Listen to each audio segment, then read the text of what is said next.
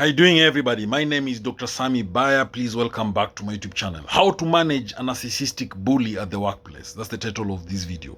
What is bullying at the workplace, first of all?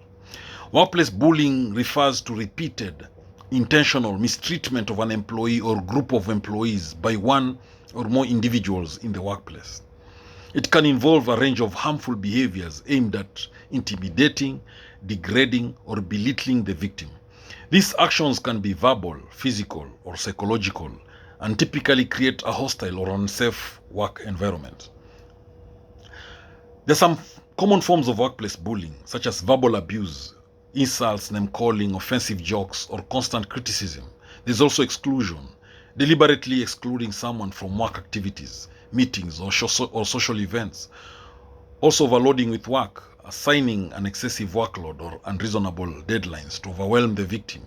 There is also undermining performance, sabotaging work, spreading false rumors, or withholding necessary information to hinder someone's success.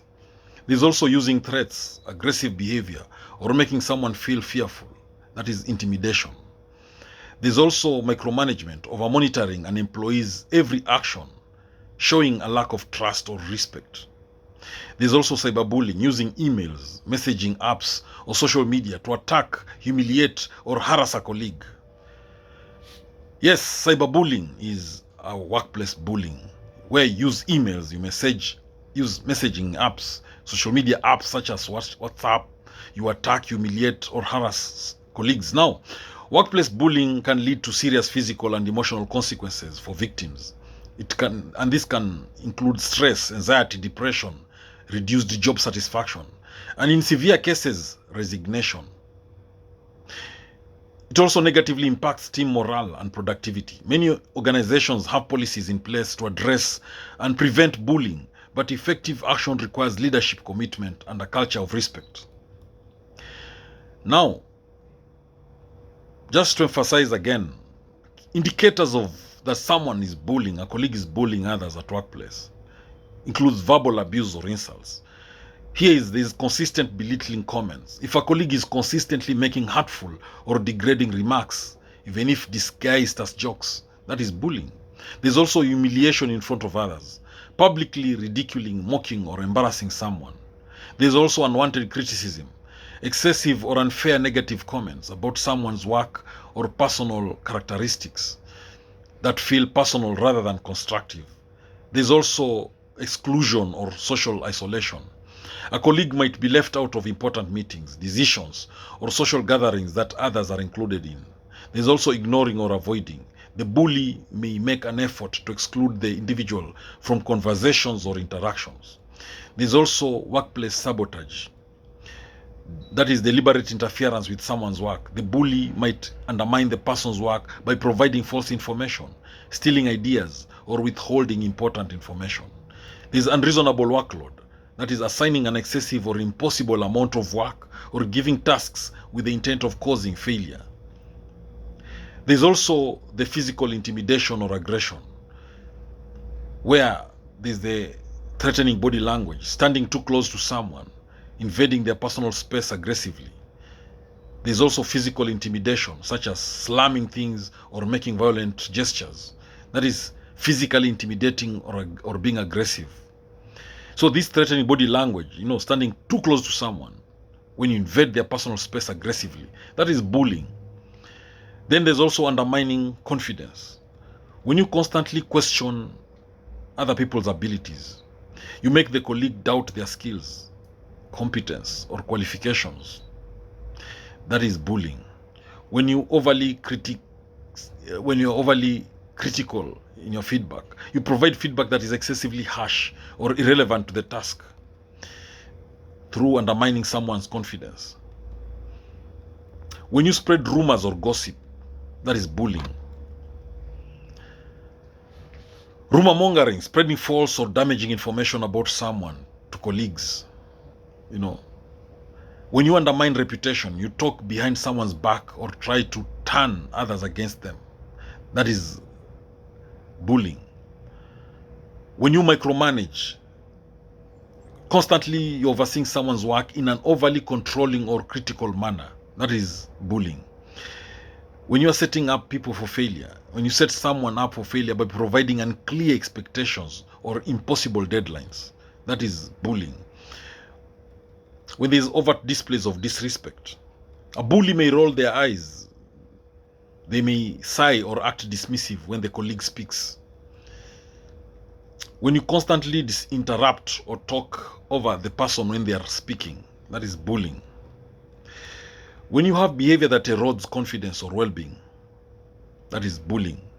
So the person being bullied might display signs of emotional stress, such as anxiety, depression, or low self-esteem.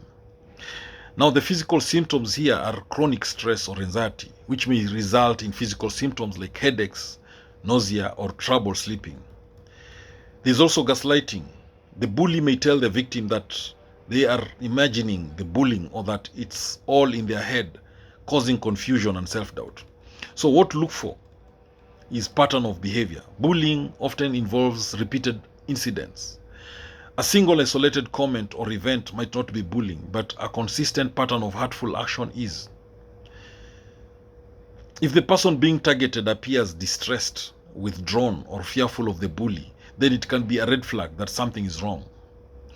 The bully's behavior might start to impact the victim's work performance, confidence, or relationships with others in the office.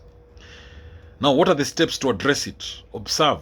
Pay attention to the behavior and its impact on the victim and the workplace environment.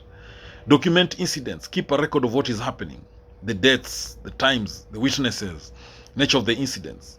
Encourage support. If you are a colleague, offering support to the person being bullied can be empowering. Report it. Encourage the individual being bullied to report the behavior to HR or a supervisor. If you are witnessing it, you may also need to intervene and report it. So workplace bullying can lead to serious consequences for both the victim and the company. So addressing it early is very important. So when you are managing a narcissistic bully at the workplace, it can be very challenging because they often display manipulative behavior, that is lack of empathy, need for constant admiration.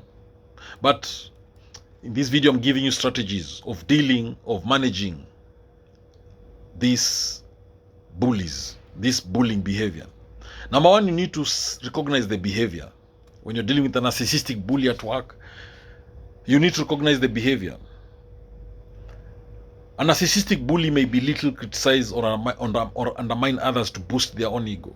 They may have an exaggerated sense of entitlement, and they may try to control others through manipulation or intimidation. They may also stay calm. All right? No, when you're dealing with a narcissistic bully, they will belittle you and behave like they will bully you, criticize you, and they will be calm while doing it.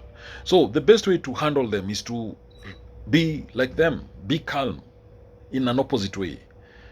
Be cool, be composed. Recognize that their behavior is a reflection of their own insecurity and not your worth. So you also need to set boundaries when dealing with a narcissistic bully. Clearly communicate limits. Politely but firmly set boundaries with the bully. If they make a rude comment, interrupt you, or try to manipulate you, calmly state that you won't tolerate such behavior. For example, you can say, I prefer we have a professional tone in our discussions. Don't engage in power struggles with them. Narcissists thrive on conflict, so it's essential not to get drawn into arguments or emotional confrontations. Document interactions with that narcissistic bully. Keep a record. Document any interactions where you feel bullied or manipulated. Keep track of dates, times, and specifics of what was said or done. This documentation can be crucial if you need to escalate the issue. Focus on facts. When documenting, stick to clear, objective facts. This helps to prevent any misinterpretation or escalation. Manage your emotional response. Don't take it personally. Narcissistic bullies often attack others as a way to feel better about themselves. Remember that their behavior is about them, not you. Stay professional. It's important to stay calm, composed, and professional in your interactions, even if the bully tries to provoke an emotional response. Limit one-on-one interactions. If possible, try to limit your interactions with the narcissistic bully. Whenever you do interact, try to do so in the presence of others, whether in meetings or through email. Use group settings. If discussions are necessary, try to arrange them in a team setting. Narcissistic bullies often have less power, when there are multiple witnesses to their behavior. Assert yourself. Be confident and clear. When interacting with the bully, assert your position firmly. Use clear, confident language and stand your ground when needed. Avoid apologizing unnecessarily. Narcissistic bullies often take advantage of people who are apologetic or overly accommodating. Stand firm in your beliefs and actions. Seek support. Talk to trusted colleagues. If you are comfortable, seek support from trusted co-workers. They may be able to offer advice, perspective, or even corroborate your experiences if the issue escalates. If the bullying becomes severe or ongoing, it may be necessary to escalate the issue. Speak to your manager. Speak to the HR or another trusted authority within the organization. Present the documentation of the bullying behavior to support your case. Focus on self-care. Protect your well-being. Workplace bullying can take a toll on your mental and emotional health. Make sure you engage in self-care practices outside of work, such as exercising, meditating, or talking to a counselor. If the bullying is affecting your well-being, consider seeking professional support, such as therapy or coaching, to help you build emotional resilience. Know when to leave. Assess the situation. If the situation doesn't improve after addressing it, and the bully's behavior continues to negatively impact your well-being or career, then it may be time to consider leaving the toxic work environment. Consider the opportunities. Your mental health and professional growth are important. So, assess whether staying in the current job is worth the toll it takes on you. So, dealing with a narcissistic bully requires a combination of setting clear boundaries, maintaining your emotional distance, and seeking support when necessary. Focus on your professional growth and well-being while taking steps to handle the situation calmly and effectively. If the behavior doesn't change despite your efforts, know that it may be in your best interest to consider the options.